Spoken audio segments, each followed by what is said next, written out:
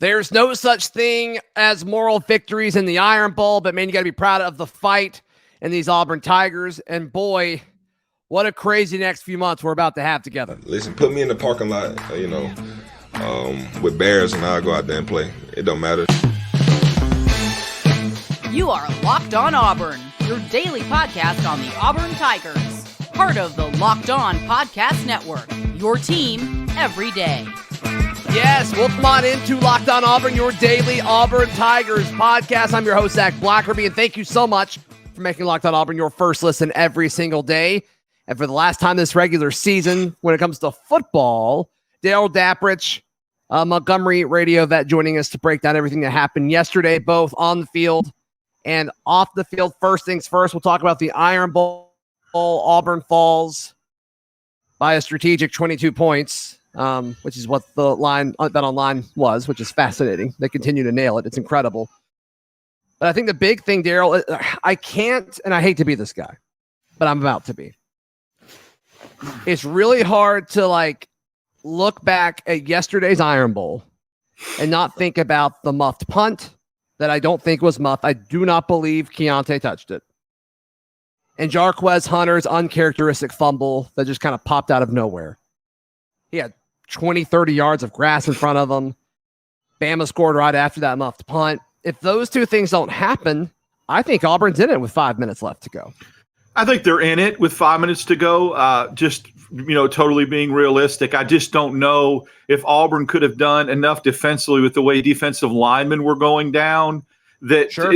I get that they would maybe get it close, get it to within a 2-score game if those two plays go Auburn's way.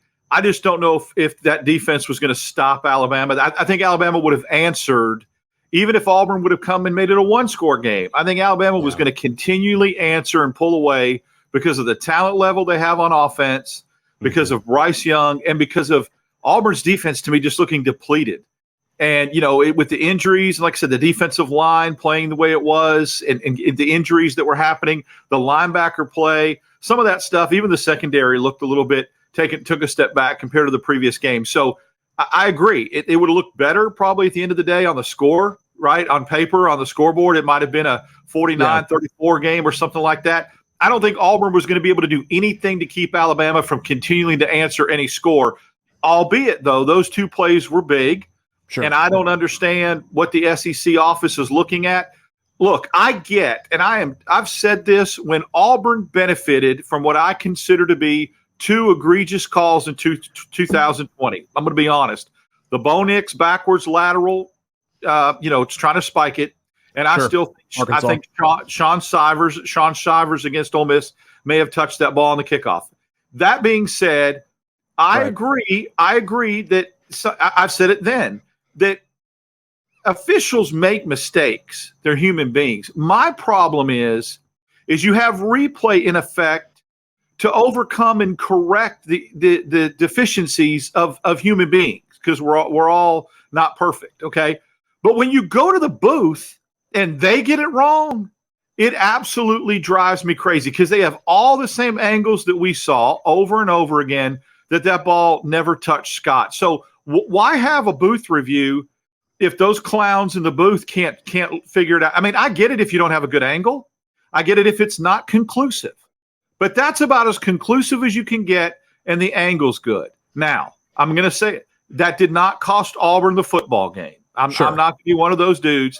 But it's just a smaller, I guess, symptom of a bigger problem. Get it right, because it's going to end up costing somebody a really, really, really big game. And so if that's the point, then don't have instant replay or the review, because they're not getting it right.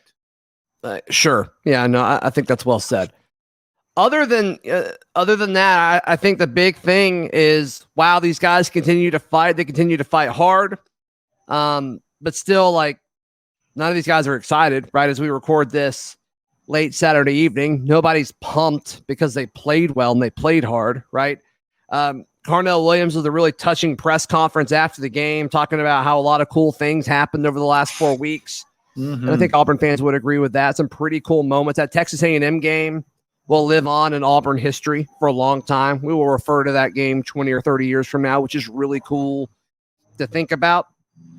But it's like, man, they should have beaten Mississippi State. So I think that's the takeaway, right? It's like, okay, well, it's cool. They fought well, but like, I don't really know what that means other than, all right, love you, Carnell. Hopefully you have a spot on this next staff type thing. I don't really know what else it means. Well, I tell you what it means. I think that it's really good at the end of the year to be reflective and look back at the season and look big picture. So what happened was, in my opinion, Auburn's football program was in the abyss. It was spiraling out of control. It was becoming, the laughing stock in so many areas. There were some things culture-wise that were happening on and off the field amongst the program that was embarrassing. It was a dark cloud, and it was very difficult to watch and feel proud of and believe in that program. So what changed when Cadillac came and took over is a belief change, the culture changed, and for the first time we saw glimpses of what Auburn football could be, what it could be next year or the year after with the right coaching staff coming into place. So it was on the brink, in my opinion. I think there were a lot of things that could have went wrong. I think you could have lost more players. I think you could have lost recruits. And Cadillac salvaged some things. Not only did he salvage what was happening this year, I think he laid a foundation and made the arrow change trajectory to up. From a positive on a balance sheet type thing. So that's why big picture wins and losses, won some games, won 2 games and went 2-2 down the stretch, put themselves in a position to perhaps get bowl eligible. But I think he laid a foundation and made the nation stand up and take notice that this is a great place to come play football. Yeah, it's a great place to coach. And so that's why, big picture, I think getting him in and what he did was very important. So a lot of things happened yesterday, obviously the Iron Bowl, but I think a lot of people are paying more attention to what happened outside of the Iron Bowl. So I want to talk about that, Daryl, and also I want to give a nod to some of the players that we may have seen play their last snaps in Auburn uniforms. I got to tell you about our friends at Upside. Inflation has us all thinking about different ways to cut back, whether it's driving less, dining out less, buying less from grocery stores, or not getting that extra latte on your way to work. Upside allows you to keep more of that in your life. It's an incredible app, Upside is, for anyone who buys gas, groceries, or dines out. With Upside, you don't have to cut back because you get cash back on every purchase. All you have to do to get started is download the free Upside app. Use promo code LOCKED, LOCKED. You get $5 or more cash back on that first purchase. Then you claim an offer on whatever you're buying on Upside. You check in at that business. You pay as usual. They give you a receipt. You redeem the offer in the app. And you take a picture of that receipt, and then bloop, it pops up into your account. So download the free Upside app. Use promo code LOCKED to get $5 or more cash back on your first purchase using promo code LOCKED. Today's show is also brought to you by our friends at LinkedIn. They know how big a hire can be. Just like Auburn fans realize how big a hire can be, LinkedIn wants to help small business owners really get control and find the best fit for your small business. LinkedIn Jobs helps you do this for free.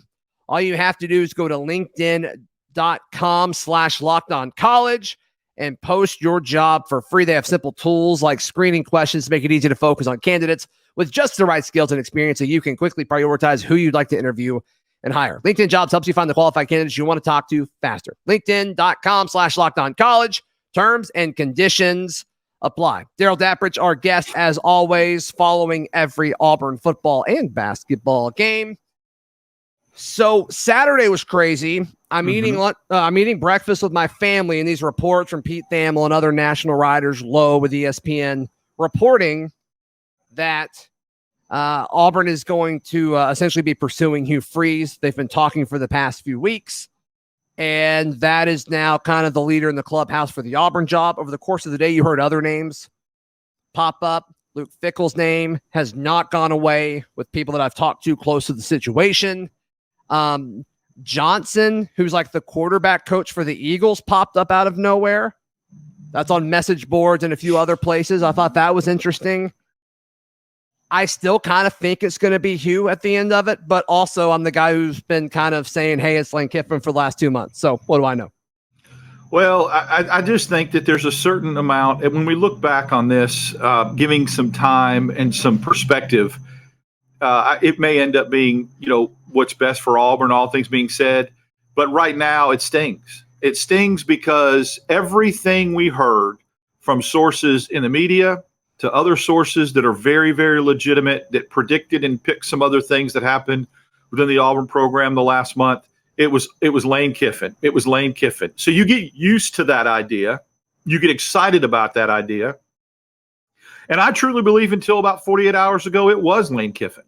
Okay, so we get used to that. We get excited about that, and it feels like the rug gets pulled out from underneath you. So if this coaching search would have been a little bit different, and a guy like Hugh Freeze or Luke Fickell or somebody comes in right out of the gate, you're excited about that hire. I would have taken Hugh Freeze 3 months ago.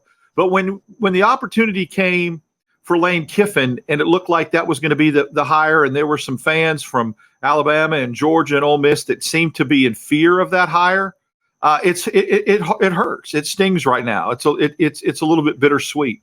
And I'll say this, regardless of what happened, and we don't know what happened with this whole Lane Kiffin thing. We've heard a lot of things, and there's a lot of behind the scenes things that are not necessarily have to do with coaching, I feel, as to why Lane Kiffin made the decision to stay at Ole Miss and not come to Auburn. Whatever that is, anybody, and I'm not trying to take shots at other Locked On hosts that come on your show, that kind of thing. Anybody that says, I told you, that's just a lateral move, is a joke and is in denial and isn't being they're being a fanboy. So I can sit here right now and say, look, Auburn may have done some things in this process that I'm not real happy with, and not just blindly get on the Auburn train, but to think that this job, that's what's so disappointing. We kept hearing things about how this was a different type of coaching search. This was one for the ages. This wasn't going to be like in the past. Right now, even with Rule going to Nebraska, this is the best job out there. Auburn cannot afford to screw this up and settle. And so with whatever's going on right now as we record this, they have to try to at least hit a home run before settling on someone else. But at the end of the day, even that settle might be better long-term for Auburn. But for anybody to think that this is I told you so, this was Lane Kiffin knew Auburn wasn't a better job, that's not being very honest, and it's a little disingenuous. There are other factors there that has nothing to do with the quality of the job as to perhaps why Lane Kiffin stayed. So Lane Kiffin and Liberty lost yesterday to New Mexico State 49-14. Absolutely ugly. Freeze. Yep. To say Hugh Freeze. I mixed their names up a million times on my live show that I did yesterday as well. Liberty also, after they beat Arkansas, which was obviously a huge win, Liberty lost to UConn, 36-33. They lost to Virginia Tech 23-22. So not a great run for Liberty. The narrative that we used for Lane Kiffin, right, was, it's a distraction. He's focused on the Auburn job. Do you buy that here with Hugh? Or is it just, some coaches lose late in the season? No, I buy it. I buy the distraction, not so much as a coach, but I think players are human beings. And if they think or sense or hear that their coach might be moving on, it affects the way they play. And I think there are example after example to last night that happened in college football, of these distractions and these coaches that have been mentioned for other jobs. It's amazing. All of them lost. Go down the list. Fickell, Lanning, Jamie Chadwell of Coastal Carolina got absolutely his doors blown off by James Madison. I believe Coastal Carolina will be in the Sun Belt Championship game against Troy. They get waxed. Hugh Freeze. I mean, Lane Kiffin lost 3 of the last 4 football games he played in: Mississippi State, Arkansas, and Alabama. You give grace with the Alabama thing. I think it's real, and I don't think it's so much about a coach being distracted as players getting wind that what's happening, and they lose a little bit of spirit and fight, and they just do. And if you don't think that that's the case, look at the difference the way Auburn played for Carnell Williams compared to the way they played for Harsin in the Arkansas game. Culture and belief matters. And I think players get wind of it. They're smart. They know they're human beings. And there's a certain, heaviness when they take the field. it takes a little something out of them. And if not, it's a heck of a coincidence that on Saturday, everybody that was mentioned for a job got beat. Yeah, and you mentioned Lanning, of course, his OC at Oregon, Kenny Dillingham. He's now the head coach at Arizona State, so that's interesting. Hugh Freeze talked about the rumors of his candidacy for the Auburn job. He said, quote, "For that to come out and I haven't been offered a job, but it was certainly hard to refute that report. It was bothering some people, and I just hate it. I was asked directly by them, Liberty players, and whether or not that had to do, if I had anything to do with our flatness for sure." So, I mean, he's talking about it, right? Like he's talking about the fact that that Auburn's talking to him, which is interesting. You have to admire a lot of coaches in that scenario, Zach, are going to deny, even to their players, or they're going to find a way to kind of go around it with a loophole. Basically, they're going to answer that question differently than they would. They're going to find an out. Hugh Freeze was very honest about it. And he went on to say, of course I'm interested in the job. And I thought this was very telling. Of course I'm interested in the job that everyone's talking about.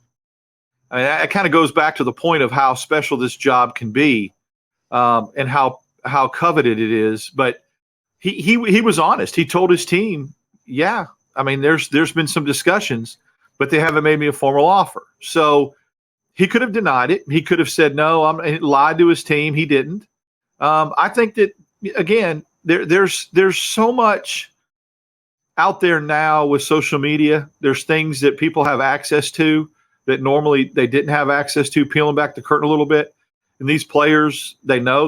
We saw legitimate things on message boards and all that with Ole Miss players talking amongst themselves and Ole Miss recruits saying, hey, what's going to happen? So, word gets around, and I think it's a legitimate effect, but I give Hugh Freeze credit for not denying it.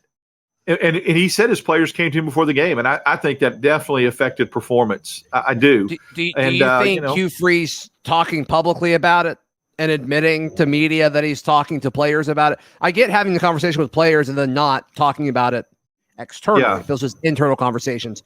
Do you think the external conversations, because he hasn't really shied away from like, hey, Auburn, come hire me, right? Like he hasn't literally said that, but he's been pretty forthcoming in press conferences like, yeah, if somebody else wants to do this, I've won everywhere I've been, that kind of stuff. Do you think that's him kind of saying like, hey, like, I think I'm the guy for the job, or do you think that's just kind of the way he would handle it normally? I think he's politicking for the job. I think he's promoting himself. Yeah. I think he was 3 weeks ago after he beat Arkansas. And he said, I don't know who they're going to hire, but I've won in the SEC. I've recruited. I mean, he's auditioning and politicking for the job when he does that. Look, we know that whatever happens, the guy can recruit. He's a very good offensive mind, unlike Gus. And these people that want to call him Gus 2.0, again, I hate ignorant takes like that when it's just fodder and it just sounds cool to say. Do a little research and understand that Hugh Freeze does adapt and he does change. So Gus didn't evolve with his offense in the SEC. When the SEC caught on to it, he had a very difficult time adjusting. Hugh Freeze has. He's a good recruiter. He knows what it takes to win in the SEC. Again, the narrative that, Auburn would want this coach because he beat Bama twice. That's a bunch of crap. That has nothing to do with it. Hugh Freeze. I disagree with you. I think it has a lot to do with it. Well, then that's maybe. I don't think it should, Daryl, but I think it does. Do you think John Cohen, who wasn't here and it wasn't here 8 years ago, really gives a crap if Hugh Freeze beat Alabama 8 years ago? I think maybe an athletic director that was here then, but the board of trustees, maybe some board of trustees say he knows how to beat Bama. Well, I mean, again, I saw a stat get thrown up there today before the Iron Bowl. The Nick Saban has lost to Auburn and LSU more than any other single opponent in his history at Alabama. And it wasn't just one coach that did that. It was two and should have been three. He should have had 6 losses against Auburn. So it's not just one dude that can beat Alabama. If history's shown anything, especially at Auburn, Chizik beat him, Malzahn beat him, Terry. I mean, it's just, I get, maybe that's the case. And if that's the case, let me just go on record and saying, if Auburn if one of the 57 checkpoints for John Cohen is if the coach knows how to beat Nick Saban 10 years ago, 8 years ago, 7 years ago, I struggle. I know how important it is to beat Alabama in this state, but I don't think that should take such a high precedence over, all these other factors that a coach can win and get you to 10 wins and competing for championships and that kind of thing. I understand. I agree that it shouldn't be on there, but I kind of think it is.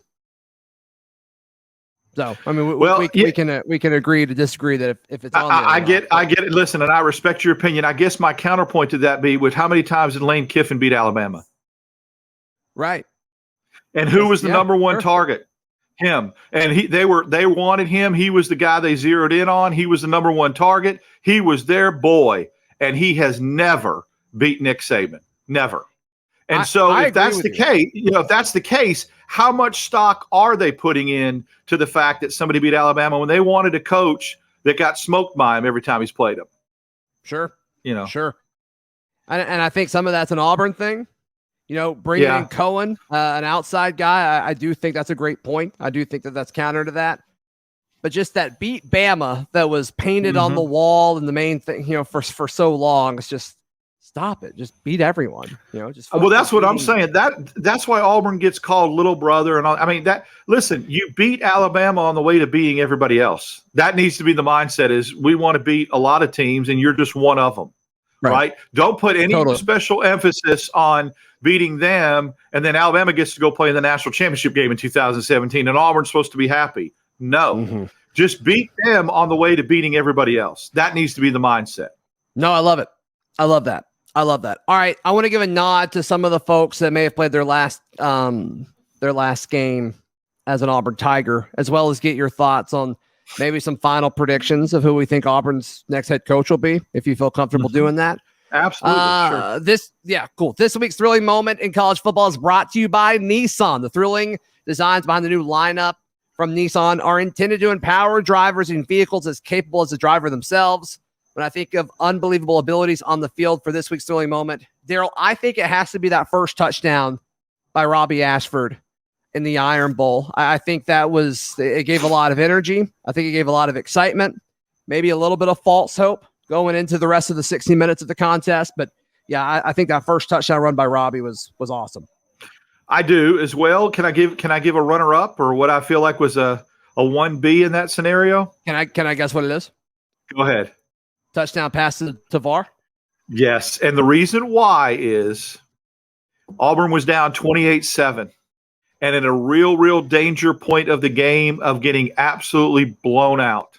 Yeah. That touchdown kept things competitive. That touchdown sparked life, brought back belief, made it 28-14, kept Auburn in the game when they were teetering and on the brink of that going to 35-7. And then when that happens, the boat race could be on. So I think that touchdown brought them back to within 2 touchdowns and kind of kept it manageable at that point. Now I get it. Robby Ashford's was huge because it gave them a lead. It gave them a belief. There was a tone set with that touchdown anytime you score first.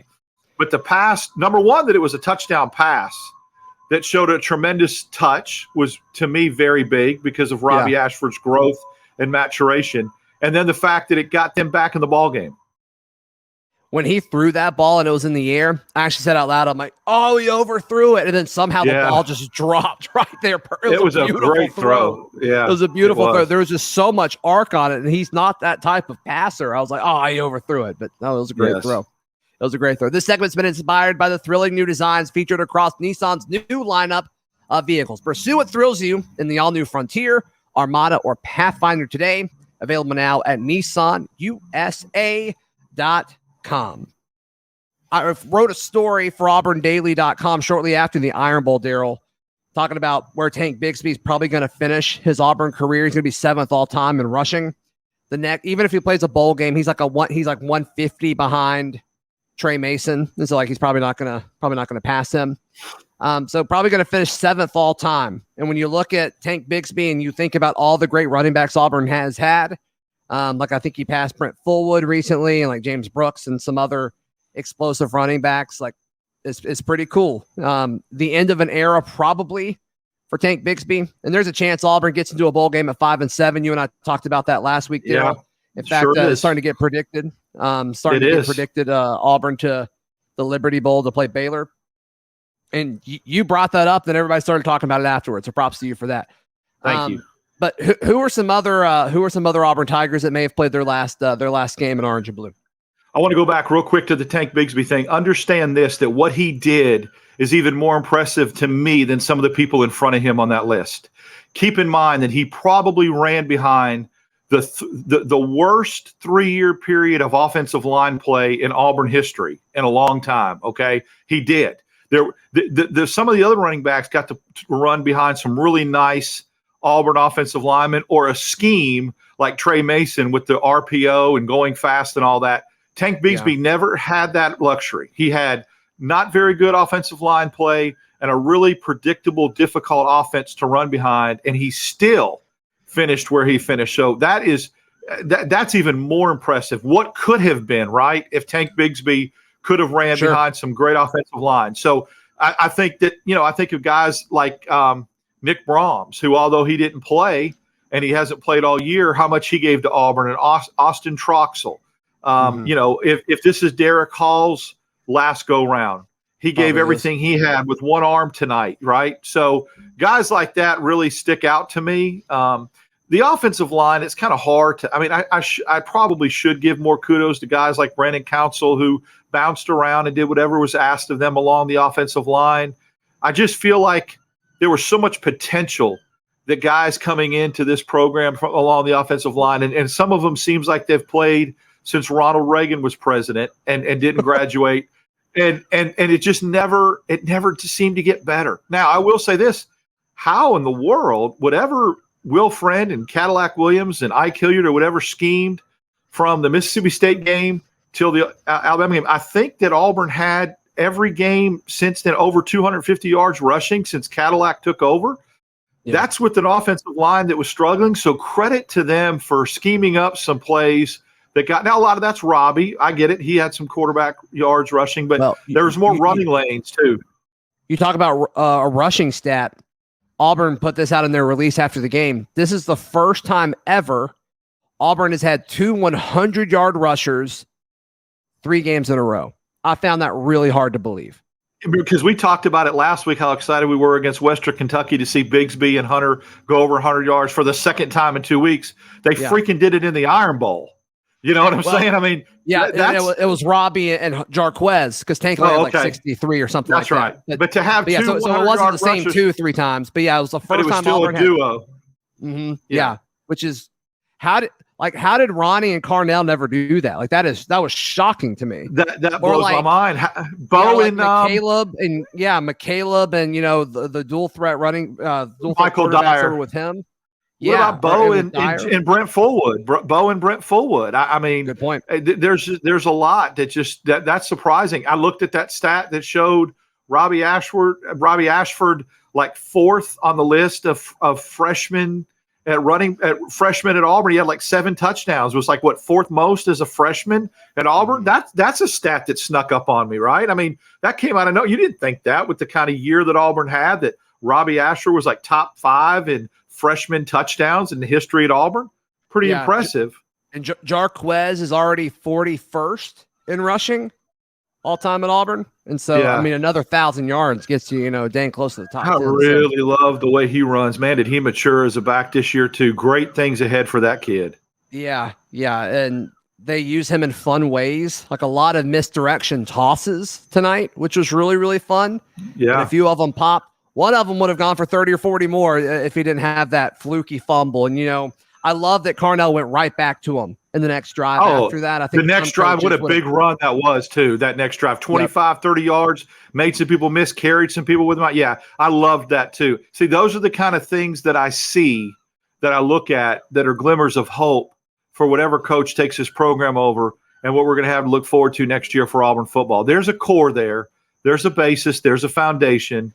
And I'm looking forward to it with the right people getting play. I apologize again for it always seems like there's an animal. I'm outside here doing it, and that's a blue heron behind me trying to get on the show. So another animal on Wild Kingdom that you get to hear on this podcast. No, I've been traveling all week. We're limping through this week. But tomorrow we should start getting back to normal, which will be good. Yes. Which will be good. Daryl, how can people check out everything you got going on, buddy? Follow me on Twitter at DAP6410. Auburn Opelika this morning with Ben Taylor on WANI Mondays from 7:10 to 7:30 every Monday morning. We talk all sports. I suspect we may have a lot to talk about this coming Monday. Yep. I think there will be a head coach by Monday. I think it'll be Hugh Freeze. Who do you think it'll be? I'm leaning towards Hugh Freeze right now, too. I do think, and I do believe some legitimate writers and some sources that say before Freeze is officially announced, Auburn's going to make one last-ditch attempt at maybe another name, another candidate that's out there. Who do you hope that is? I hope it's Dan Lanning. Who do you hope it is? Dabo Swinney. Be incredible. That'd be wild to see. I would be okay with Fickle. I would be okay with Fickle, too. Sure. I think I'd rather have Freeze than Fickle, though, because of the SEC recruiting history there. I think I would, too.